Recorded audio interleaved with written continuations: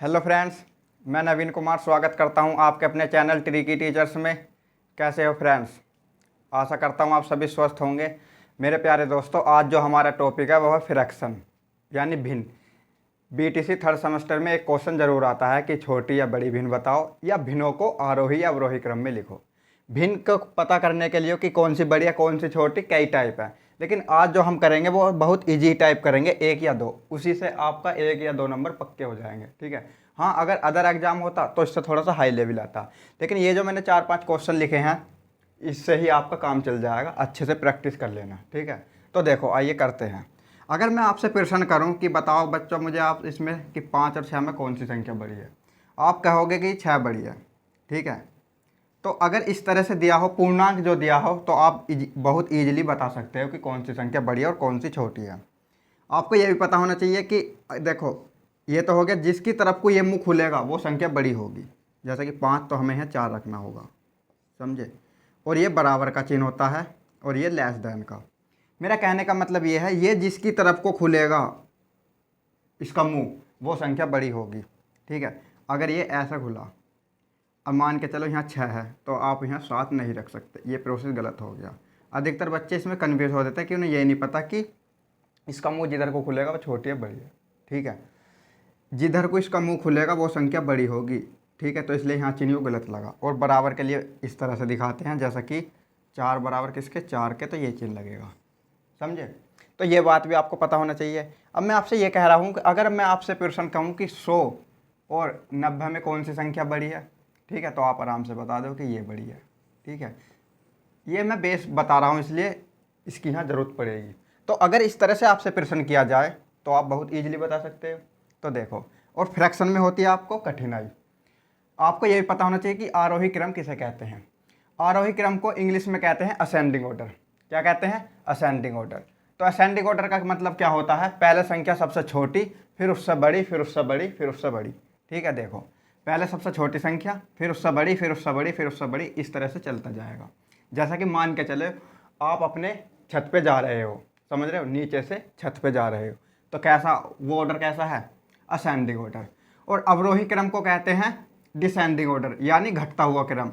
अब आप छत पे पहुंच गए, छत पे से नीचे आ रहे हैं, तो देखो पहले सबसे बड़ा, फिर सबसे छोटा, मतलब उससे छोटा, फिर उससे छोटा, फिर उससे छोटा, इस तरह से प्रोसेस चलता जाता है। ये संख्या पे आप अनुमान लगाना है कि मान के चलो ये 4 है, ये 5 है, 6 है, 7 है, इस तरह से बढ़ती जाएगी। और ये क्या है? 10 है, 9 है, 8 है, 7 है, इस तरह से। तो ये भी पता होना चाहिए कि आरोही क्रम होता है बढ़ता हुआ और अवरोही घटता हुआ। इंग्लिश में कहते हैं आरोही क्रम को असेंडिंग ऑर्डर और अवरोही को कहते हैं डिसेंडिंग ऑर्डर। तो इसके कई टाइप हैं। भिन्न को पता लगाना कि कौन सी संख्या छोटी, कौन सी बड़ी। मैं 2 टाइप बताऊँगा आपको, बहुत ईजी बताऊँगा।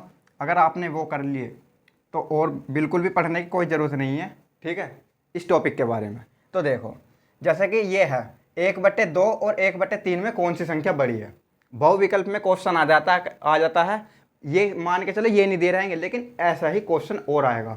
तो कैसे आएगा कि इसमें ये बताओ कौन सी संख्या बड़ी है। तो सबसे पहले रूल देखो, आपको करना क्या है। अगर 2 संख्या दी हों तो पहले ये देखो, इनकी आपस में क्रॉस मल्टीप्लाई करनी है। आपको क्या करनी है? Cross multiply. देखो 3 एकम 3, क्या आ गया? 3, और 2 एकम 2। अब आप मुझे ये बताओ 3 और 2 में कौन सी संख्या बड़ी है? आप कहोगे 3, ये रहा 3 है। ठीक है। तो जिधर भी मान बड़ा आ जाए संख्या हमारी वो ही बड़ी है। बात समझे। पहले आपको क्रॉस मल्टीप्लाई करनी है और जिधर भी क्रॉस मल्टीप्लाई करने के बाद मान बड़ा आ जाता है वही संख्या हमारी बड़ी होती है। बड़ी संख्या हमारी ये होगी और ये होगी छोटी। समझे। अब एक बात और देखो, उदाहरण के तौर पर ये 1/2 है, ये 1/3 है। 1/2 का मतलब मान लो कोई सेब है, वो 2 व्यक्तियों पर बटा आधा आधा। एक वस्तु 2 जनों पर गई, कुछ भी हो सकती है। तो मैंने यहाँ फल का एग्जाम्पल लिया तो इसलिए सेब, एक सेब 2 जनों पर बटा, तो कहने का मतलब आधा आधा आएगा। अगर 100% चीज़ है, 50% इसे गई, 50% इसे। यही दूसरी संख्या में क्या है? एक सेब है, वो कितने जनों पर बटा दोस्तों? वो बटा 3 जनों पर। अगर यहाँ 50% आ रहा तो ये लगभग 33% आएगा। तो यहाँ कम आया, मतलब एक व्यक्ति पर कम आया। यहाँ एक व्यक्ति पर आया 50%, यहाँ एक व्यक्ति पर आएगा 33% लगभग। तो कहने का मतलब यह है वस्तु कहाँ ज़्यादा मिली या फल सेब कहाँ ज़्यादा मिला, खाने को यहाँ ज़्यादा मिला, तो इसलिए यह संख्या बढ़ी। इस तरह से भी आप कर सकते हो और क्रॉस मल्टीप्लाई करके भी कर सकते हो। अब देखो उदाहरण है दूसरा, 17 एकम 17, कितना आ गया 17, और 8 तिया 24। अब ये बताओ 24 और 17 में कौन सी संख्या बड़ी है? आप कहोगे 24, तो हमारा आंसर ये बड़ा होगा। अगर दो संख्या आएंगी तो आपको इससे जी और मेथड नहीं है, इस तरह से आप कर सकते हो। 2 तिया 6 और 4 सत्ते 28, कौन सी बड़ी? ये बड़ी, ठीक है। 4 दूनी 8 और 3 एकम 3, ये संख्या बड़ी, ये बड़ी। अब बताओ ये बड़ी है, ये बड़ी है? आप कहोगे ये, तो हमारा आंसर ये बड़ा। अगर दो संख्या दी रहेंगी तो इस तरह से आप क्रॉस मल्टीप्लाई कर सकते हो। हाँ, एक बात और सुनो, अगर कोई भी संख्या माइनस की है और प्लस की कोई संख्या है तो हमेशा माइनस की छोटी होती है प्लस की से। मैंने 16-17 के उसमें देखा पेपर में कि 4 विकल्प दिए थे, इस तरह से 4 ऑप्शन थे, और इसमें एक माइनस का आंसर दिया था। जैसा कुछ भी हो, मान लो अपनी तरफ से माइनस का 3 ऑप्शन थे प्लस के, तो माइनस तो बड़ी हो ही नहीं सकती, इसे तो आप बिल्कुल ही कैंसिल आउट कर देना, ठीक है। अगर प्लस और माइनस दो हैं तो हमेशा प्लस की ही बड़ी होगी, इसके ऊपर भी मैं एक वीडियो बनाऊंगा, ठीक है। तो प्लस की माइनस की तो बड़ी बिल्कुल हो ही नहीं सकती, इसे तो देखते कैंसिल आउट कर देना। अगर बड़ी चेक करवा रहा, हाँ अगर छोटी चेक करवा रहा कि कौन सी संख्या छोटी है, तो वहाँ हो जाएगी फिर माइनस की, समझे। इसके लिए इसके ऊपर भी एक वीडियो बनाएंगे, बस पहले आप इतना ही समझो। तो यहाँ तक आपके बात समझ में आ गई होगी कि अगर दो संख्या दी है तो क्रॉस मल्टीप्लाई करना है, जिधर मान हमारा बड़ा आएगा वही संख्या बड़ी है। अब देखो क्रॉस की ही इसी विधि से मैं ये वाला सवाल बताऊंगा। आप कहोगे जी ये तो दो संख्या अगर 3 हुई या 4 हुई कैसे करेंगे? आपके समझ में जो विधि आए वो करना, मैं 2 टाइप बताऊंगा, मतलब 2 विधि हैं, कोई सी भी कर लेना आप। देखो पहले क्रॉस मल्टीप्लाई करो, 8 तिया कितने होंगे? 24, 8 तिया 24, अच्छा 30। हमें ज्ञात करना है बड़ी, ठीक है, बड़ी संख्या। अब आप ये बताओ 24 बड़ा है 30 बड़ा? आप कहोगे जी 30 बड़ा, तो हमारा संख्या ये बड़ी होगी। मतलब इन दोनों की अगर हमने कंपेयर करी तो हमारा आंसर क्या निकल कर आया? 5/8। तो इसे भूल जाओ, क्योंकि हमें क्या निकालना? बड़ी संख्या। इन दोनों में ये छोटी होगी तो हमें तो बड़ी की ज़रूरत है, तो ये बचा। इन दोनों में आंसर हमारा क्या आया? ये। अब हम इसकी कंपेयर करेंगे दोस्तों इससे, ठीक है। ये तो गलत हो गया क्योंकि ये छोटी निकल आई। अब देखो 5 पंजे कितने होते हैं? 25, और 8 तिया 24।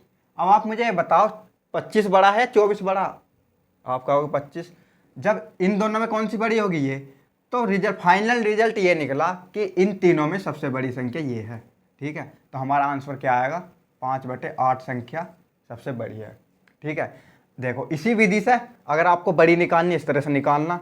अब देखो इसमें निकाल के दिखाता हूँ मैं छोटी, ठीक है। छोटी कैसे निकालते हैं? 8 छिंग कितने होते हैं? 48, समझे। और 7 निम 63। अब आप ये बताओ 48 बड़ा 63 बड़ा? आप कहोगे 63। तो इन दोनों में कौन सी संख्या बड़ी हुई? इन दोनों की अगर हमने कंपेयर करी तो इन दोनों में आंसर आया ये छोटी होगी, ठीक है।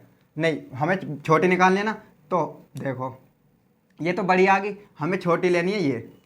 अगर हम छोटी निकालेंगे तो हमें छोटी लेनी है, और अगर हम बड़ी निकालेंगे तो हमें बड़ी लेनी है, समझे। तो हमें अब ये नहीं लेनी क्योंकि हमें छोटी निकालनी है। अब इन दोनों में हमारा जो आंसर आया ये क्यों आया? क्योंकि हमें छोटी निकालनी है, बड़ा नहीं लेना।